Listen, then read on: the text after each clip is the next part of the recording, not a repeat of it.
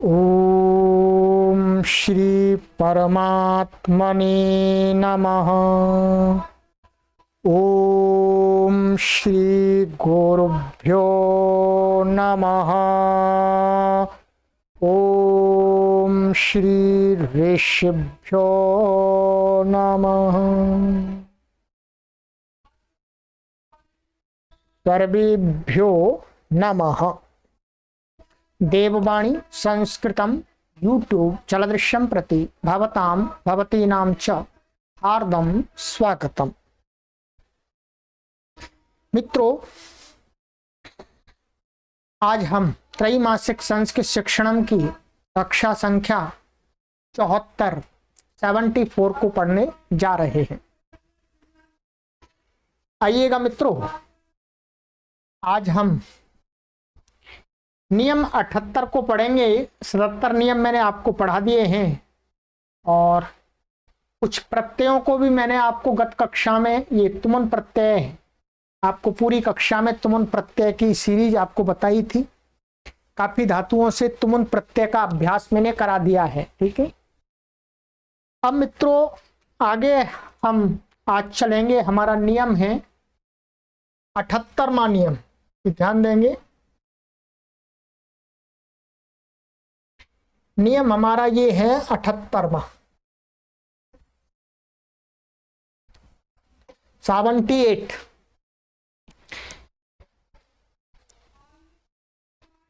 अब हम आपको विशेष जो भाषा से संबंधित है वाक्य होते हैं, जिसको आप इंग्लिश में पैसिव वॉइस कहते हैं, एक्टिव वॉइस बोलते हैं, ठीक है, इम्पर्सनल वॉइस होता है, उसी को संस्कृत में बोलते हैं कर्मवाच्य, कर्तृवाच्य और भाववाच्य।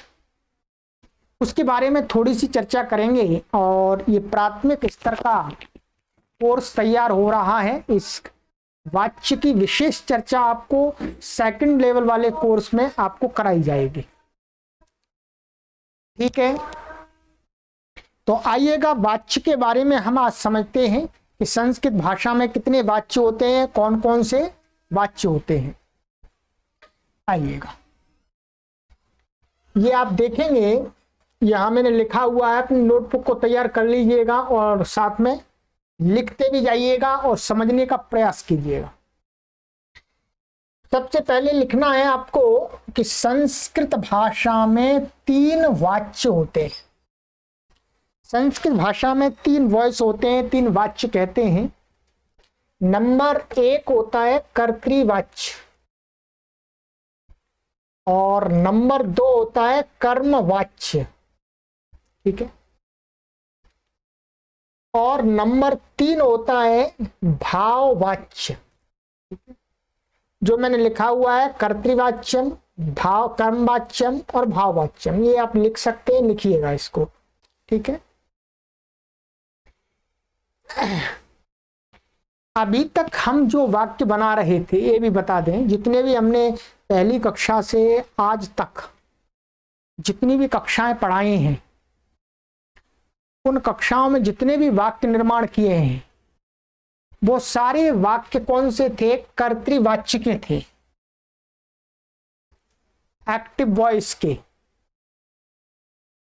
कर्मवाच्य और भाववाच्य का हमने अभी तक एक भी वाक्य नहीं बताया आपको इस कोर्स के अंदर। अब आपको इस कोर्स के अंदर थोड़ा सा हम कर्मवाच्य क्या होता है, भाववाच्य क्या होता है, इसके बारे में भी समझाएंगे, और कर्तृवाच्य क्या होता है और इनका प्रयोग करते समय हमें किन किन बातों की सावधानी रखनी चाहिए, ये भी बताएंगे। ठीक है, चलिए आइएगा। अब आप यहां पर लिखेंगे, पहले सबसे पहले है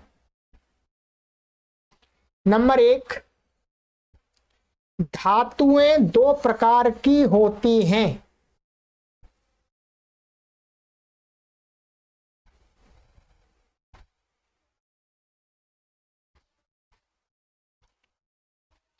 नंबर 1 का सकर्मक,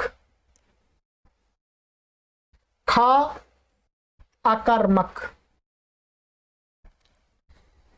सकर्मक धातु अर्थात जिन धातुओं का प्रयोग करते समय कर्म का प्रयोग नहीं किया जाता है, तो सकर्मक हैं, और जिनका कर्म का प्रयोग किया जाता है वो सकर्मक हैं, और जिन धातुओं का वाक्य में प्रयोग करते समय कर्म का प्रयोग नहीं होता है वो अकर्मक होते हैं। ठीक है, सकर्मक और अकर्मक। कर्म सहित प्रयोग होने वाली धातुएं और कर्म रहित, कर्म कारक रहित प्रयोग होने वाली धातुएं। आइएगा, अब आपको समझना है ये मैंने क्यों लिखा है। सकर्मक धातु और अकर्मक धातुओं का तीनों वाच्यों में विशेष रोल होता है। ठीक है, जब आप ये समझ जाते हैं कि सकर्मक धातु कौन सी है और अकर्मक कौन सी है, तो आप इन वाच्यों का निर्माण ठीक से कर पाएंगे। ठीक है, चलिएगा आगे लिखिएगा। कर्तृवाच्य, कर्तृवाच्य की परिभाषा में लिखाने जा रहा हूं, लिखिएगा। कर्तृवाच्य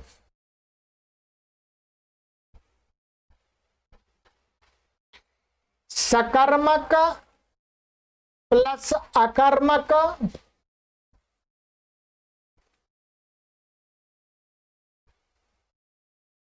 दोनों प्रकार की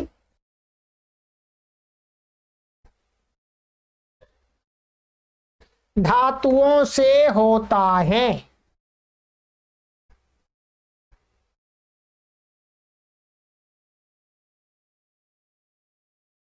जब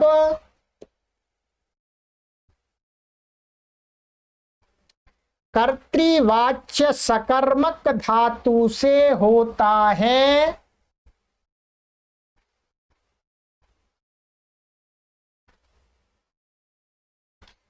तब वाक्य में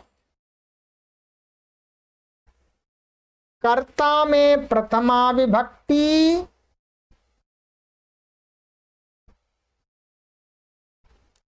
कर्म में द्वितीया विभक्ति तथा क्रिया का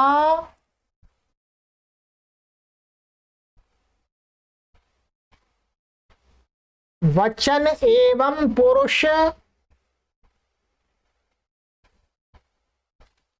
कर्ता के अनुसार होता है।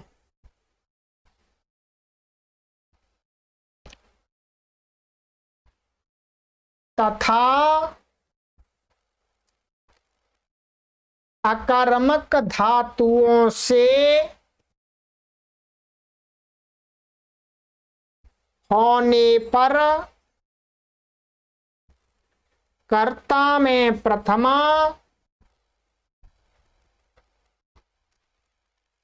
कर्म होता नहीं है एवं क्रियाकर्ता के अनुसार होती है।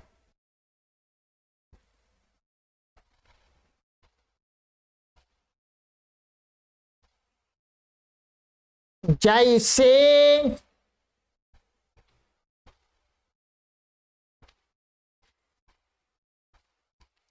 आइएगा, अब इसको समझिएगा। पहले जितने भी आज तक मैंने आपको वाक्य बनवाए हैं वो कर्तृवाच्य के बनवाए हैं और उनमें ये परिभाषा घटित होती है। कहते हैं कर्तृवाच्य सकर्मक अकर्मक दोनों प्रकार की धातुओं से होता है। माने के कोई भी धातु हो, चाहे सकर्मक हो चाहे अकर्मक हो, कर्तृवाच्य उससे बन जाता है। ठीक है, जब कर्तृवाच्य सकर्मक धातु से होगा, ध्यान देंगे, जब ये कर्तृवाच्य सकर्मक धातु से हम बनाएंगे वाक्य तो क्या होगा, कहते हैं कि तब वाक्य में जो कर्ता होता है, वाक्य में जो कर्ता कारक होगा उसमें हमें प्रथमा विभक्ति का रूपों का प्रयोग करना होता है, जो हम कर रहे थे अभी तक। कर्म में द्वितीया, और जो कर्म होता है उसमें द्वितीय विभक्ति का प्रयोग करते हैं। तथा क्रिया का जो वचन और पुरुष होगा वो किसके अनुसार होगा, कर्ता के अनुसार होता है। यदि कर्ता एक वचन है तो क्रिया एक वचन, कर्ता प्रथम पुरुष है क्रिया प्रथम पुरुष, तो कर्ता के अनुसार होता है। ठीक है, और यदि कर्तृवाच्य कर्मक धातु से होगा, तो क्या है, वाक्य में जो कर्ता है, कर्ता में तो प्रथमा विभक्ति होगी और कर्म होता नहीं है। अकर्मक धातु से जब बनाते हैं तो वो कर्म होगा ही नहीं, कर्म होता नहीं है। तथा क्रिया, क्रिया है वो कर्ता के अनुसार, वचन और पुरुष उसका कर्ता के अनुसार होगा। एक वचन है तो क्रिया एक वचन, कर्ता एक प्रथम पुरुष है तो क्रिया प्रथम पुरुष की। ये आपको आप ऐसे ही वाक्य अभी तक बना के आ रहे थे। उदाहरण में आपको यहां पर दिखा देता हूं आपकी सरलता के लिए, दोनों प्रकार से देखिएगा, आप के लिए परिश्रम किया गया है। ये देखिए, नंबर 1, सुरेशः पाठम पठते। ये धातु कैसी है, सकर्मक है, क्योंकि इसमें कर्म का प्रयोग किया गया है और ये कर्तृवाच्य है, इसलिए कर्ता, ये जो कर्ता है, कर्ता में प्रथमा विभक्ति आई है, कर्म में द्वितीय विभक्ति का रूप प्रयोग हुआ है, और पठती का वचन और पुरुष इसके अनुसार हुआ है, कर्ता के अनुसार। कर्ता प्रथम पुरुष है इसलिए क्रिया भी प्रथम पुरुष की है, एक वचन है तो इसलिए एक वचन की। ठीक है, नियम घट गया। ऐसे ही नंबर 2, छात्रौ पाठम पठता। यहाँ 2 छात्र हैं इसलिए क्रिया बदल गई, क्रिया बदल गई, नियम वही वैसा का वैसा ही है। 3, बालकाः पाठम पठन्ति। यहाँ बहुवचन आ गया तो क्रिया बहुवचन आ गई, पाठम ऐसा का ऐसा ही रहा है, द्वितीय विभक्ति एक वचन का ही। यहाँ पर वचन बदलते गए कर्ता में तो क्रिया का भी वचन बदलता गया, और यहाँ पर किसका पुरुष बदल जाएगा तो क्रिया का पुरुष भी बदल जाएगा। ये पता ही आपको, बहुत सारे वाक्य बनाए आपने। ये सकर्मक धातु से इस प्रकार से, और अकर्मक से जैसे पुत्राः हासाति, इसमें कर्म है ही नहीं, कर्म है नहीं, कर्म है ही नहीं इसमें, तो कर्ता में प्रथमा विभक्ति और क्रिया प्रतिकर्ता के अनुसार होती है, ये बता दिया था मैंने। ऐसे ही पुत्रौ हसतः, ठीक है, यहां पर भी क्रिया कर्ता के अनुसार हो गई। बालकाः हसन्ति, यहां पर भी क्रिया कर्ता के अनुसार हो गई है। बहुवचन है बहुवचन हो गई है, प्रथम पुरुष है प्रथम पुरुष। द्विवचन है द्विवचन हो गई है, प्रथम पुरुष है प्रथम पुरुष। एक वचन है एक वचन हो गई है, प्रथम पुरुष है प्रथम पुरुष। ठीक है, कर्म है नहीं इसके, अर्थात कर्तृवाच्य आपका दोनों प्रकार की धातुओं से बन जाता है। पक्का हो गया? ठीक है, चलिए, ये हो गया आपका। इस प्रकार के आपको मैंने लगभग 500 से 700 800 के बीच में वाक्य बनवा करके अभ्यास करा दिया अभी तक। ठीक है, अब ये तो हो गया आपका कर्तृवाच्य, जो इसमें से पहला वाला था कर्तृवाच्य। इस प्रकार की वाक्य की संरचना को क्या बोलते हैं? कर्तृवाच्य।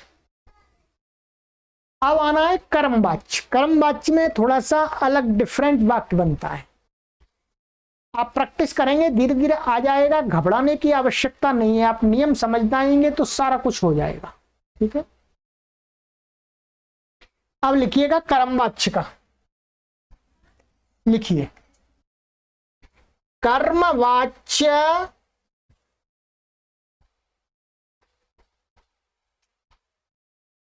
सकर्मक धातुओं से ही होता है।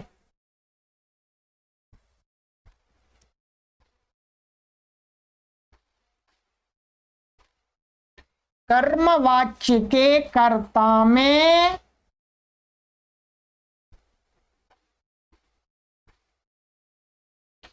तृतीया विभक्ति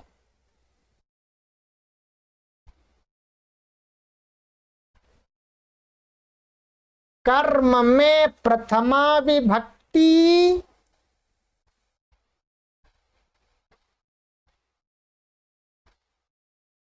तथा क्रिया का वचन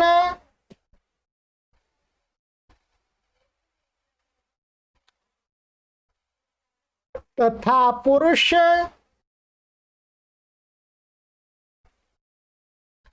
कर्म के अनुसार होता है।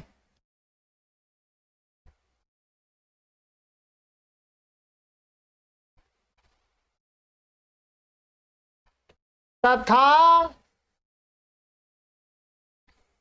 क्रिया हमेशा आत्मनेपद की होती है।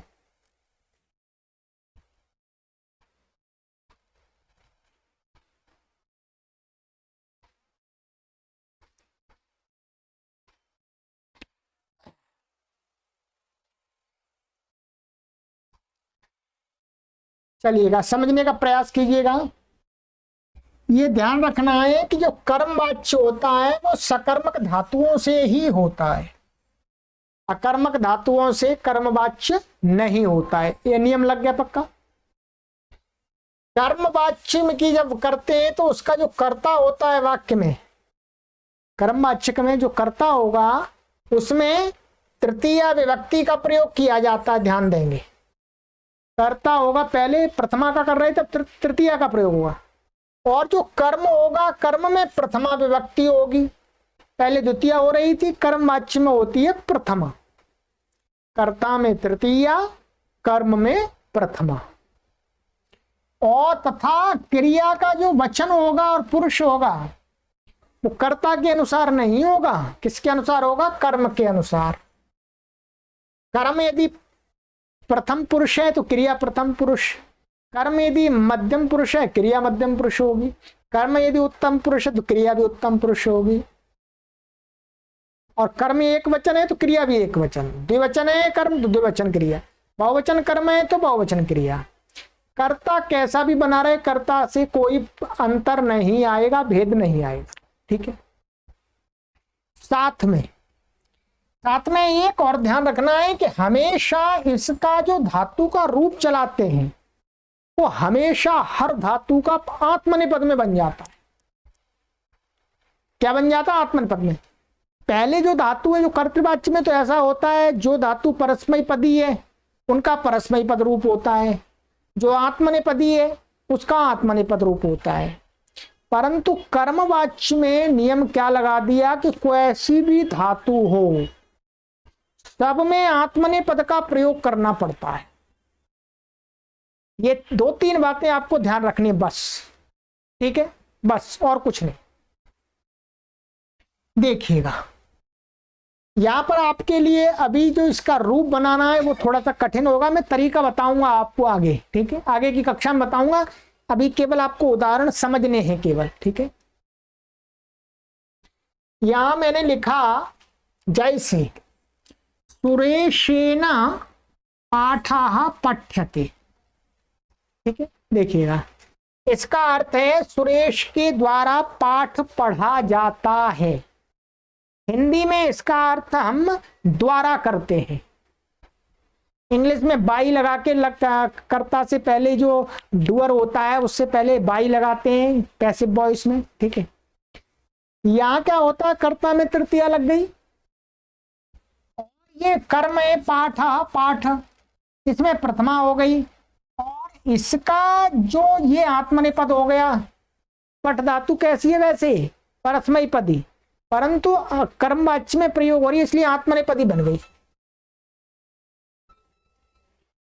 कैसी बन गई? आत्मनेपदी। तब पठ्यते ऐसा बनेगा इसका, पठ्यते। ठीक है, इसका अलग प्रकार का रूप बनता है। तो इसका अर्थ क्या हो? सुरेश के द्वारा पाठ पढ़ा जाता है। अब देखिए कर्म एक वचन है इसलिए क्रिया भी एक वचन आ गई है।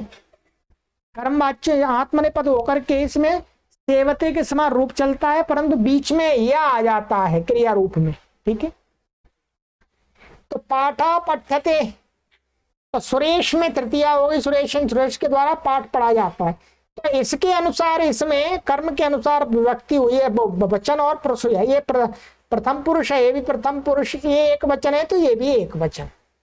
ठीक है, देखिएगा कर्ता से कोई अंतर नहीं आता। छात्राभ्याम पाठः पठ्यते, दो छात्रों के द्वारा पाठ पढ़ाया जाता है।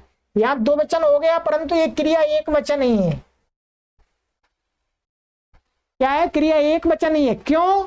क्योंकि इसका कर्म एक वचन है, कर्ता चाहे बेशक द्विवचन हो गया तो कोई अंतर नहीं है। ठीक है, तो दो छात्रों के द्वारा पाठ पढ़ा जाता है। छात्रैः पाठः पठ्यते, बहुत सारे छात्रों के द्वारा पाठ पढ़ा जाता है। ठीक है, ये कर्म एक वचन में है, इसलिए क्रिया भी हमेशा एक वचन में ही रही।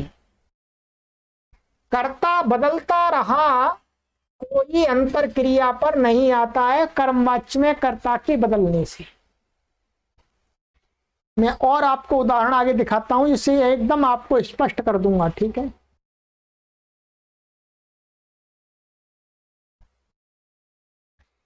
छात्राः पुस्तकं पठ्यते।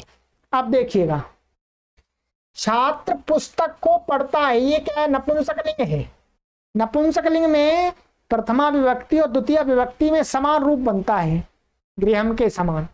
तो यहां पर ये क्या है, छात्राः, ये गलत है, छात्रेण होगा। ठीक है, ये सही कीजिएगा इसको, छात्रेण ये गलती से लिखा गया यहाँ, तीनों जगह छात्रेण होगा। ठीक है, देखिएगा, छात्रेण पुस्तकम पठ्यते, वो लिखने में मिस्टेक हुई है। ठीक है, पीछे वाले जैसा लिख गया है। तृतीय एक वचन है, छात्रेण पुस्तकम पठ्यते। अब देखिएगा, पुस्तक प्रथमा व्यक्ति एक वचनांत है और ये भी प्रथमा व्यक्ति एक वचनांत है। छात्र एक छात्र के द्वारा एक पुस्तक पढ़ी जाती है। अब याद, छात्रेण पुस्तके पठ्यते, क्या है, छात्रेण पुस्तके पढ़े, एक छात्र के द्वारा दो पुस्तकें, द्विवचन आ गया, द्विवचन आ गया। तो यहां पर भी क्रिया द्विवचन हो गई, पठ्यते यहां बदल गई। कर्म के बदल जाने पर क्रिया भी यहां बदल गई। कर्ता जैसा यहां पर भी है, कोई अंतर नहीं है। क्रिया यहां पहले एक वचन थी, अब यहां द्विवचन आ गई, क्योंकि दो पुस्तकें पढ़ता है छात्र। कर्म में द्विवचन आ गया, क्रिया में भी द्विवचन आ गया, सेवेते के समान। छात्रेण पुस्तकानि पठ्यन्ते, क्या, छात्रेण पुस्तकानि पठ्यन्ते।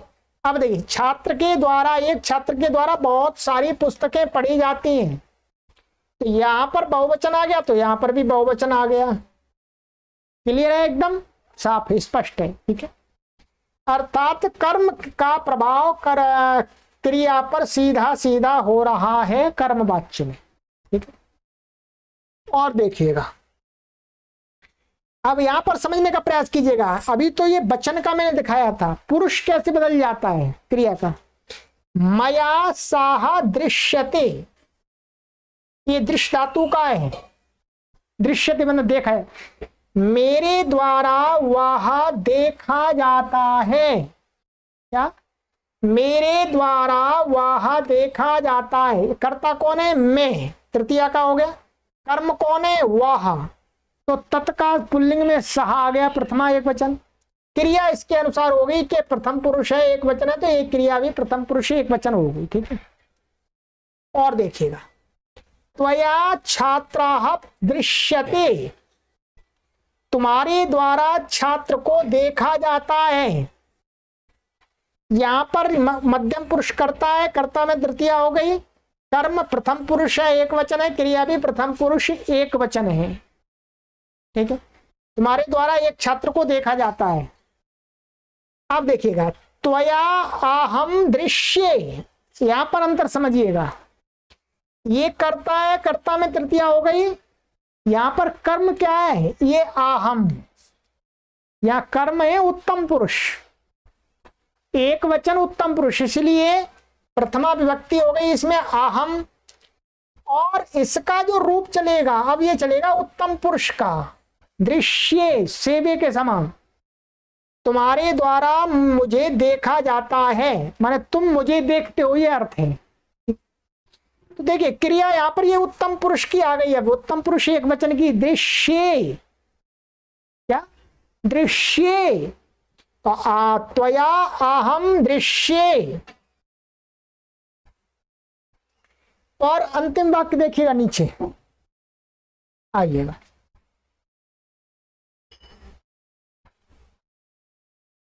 मया त्वम दृश्यसे, मेरे द्वारा तुम देखे जाते हो।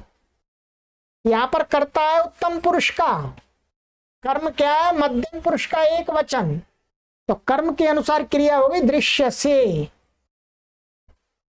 कर्म के अनुसार सब कुछ हो रहा है, कर्म एक वचन है, मध्यम पुरुष है, क्रिया भी मध्यम पुरुष एक वचन की हो गई।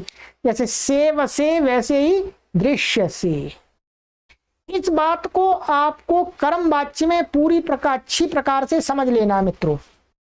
यदि ये बात आपने समझ ली तो फिर कभी भी आप कर्म वाच्य को बनाने में गलती नहीं कर सकते। कर्म के अनुसार इसमें क्रिया का बच्चा वचन और पुरुष आएगा, कर्ता के अनुसार नहीं आएगा कर्म वाच्य में। ठीक है, अभी मैं आपको आगे की कक्षाओं में अभ्यास करा दूंगा काफी, तो आपको और पक्का हो जाएगा। ठीक है, अब ये हो गया आपका कर्म वाच्य। चलिएगा, तो आज की कक्षा में मैं आपको अधिक नहीं पढ़ाऊंगा, इतना ही पढ़ाऊंगा, आप इतना इसको पक्का कीजिएगा। कुछ शंकाएं हैं तो आप हमें कमेंट करके भी बता सकते हैं, कमेंट करके भी बता दीजिएगा, हम अगली कक्षा में आपको उसको समझा देंगे। ठीक है, तो पहले आज आप क्या समझेंगे, कर्मवाच्य और कर्तृवाच्य, ये दो वाच्य आपको आज क्लियर कर लेने हैं। ठीक है, दो वाच्य आपको क्लियर कर लेने हैं, क्योंकि एक दिन में आपको बहुत सारा हो जाएगा, फिर अधिक हो जाएगा। ठीक है, तो ये दोनों वाच्य आपको समझ लेने अच्छी प्रकार से, फिर कभी आपको दिक्कत नहीं आएगी। कर्म वाच्य में जो ये रूप बनाए जाते हैं, ये रूप बनाने का तरीका मैं आपको आगे बता दूंगा कि कैसे आप अपने आप तैयार कर लेंगे, कोई परेशानी नहीं होगी आपको। ठीक है, हर धातु का आप अपने आप तैयार कर लेंगे। ठीक है, चलिएगा, तो आज इतना ही रखते हैं। संस्कृत में तीन वाच्य होते हैं, कर्तृवाच्य, कर्मवाच्य, भाववाच्य। दो प्रकार की धातुएं होती है, सकर्मक अकर्मक। कर्तृवाच्य सकर्मक अकर्मक दोनों प्रकार की धातुओं से होता है।